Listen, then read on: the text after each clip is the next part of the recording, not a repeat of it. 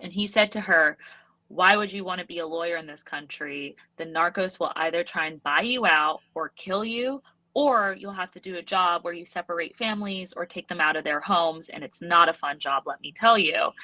And my mom has always told me those kinds of stories that really just were so sad and frightening to hear that that's what she was living in.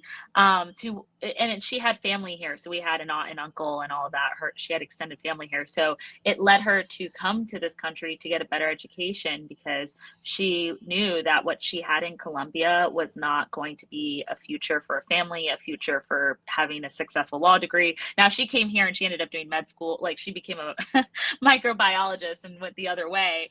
But you know, we talk about it all the time, and she can't watch Narcos. It literally triggers, like, you know, post-traumatic syndrome. Like she cannot watch it because it reminds her of those times. And that's what is really frightening when you hear stories from other countries and then you come back. And then, you know, I was born and raised here, and seeing the, you know, politicians attack immigrants and knowing that some of them, a lot of them, are coming from these kinds of scenarios, right? We don't have that in this country. We don't have, you know, I mean, we do have corruption, but we don't have like that kind of narco system that's down there.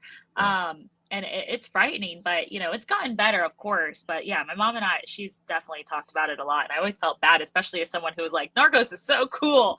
And I'm like, wait, that's my mom's lived experience.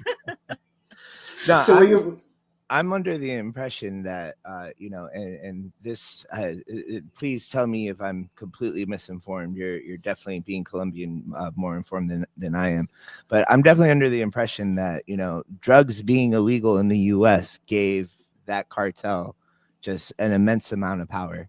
And you Yes. even see it in the show. Marijuana is actually a big part of the Narcos show. It's not all about cocaine. Mm-hmm. But you know, Escobar got his start, you know, fucking selling marijuana.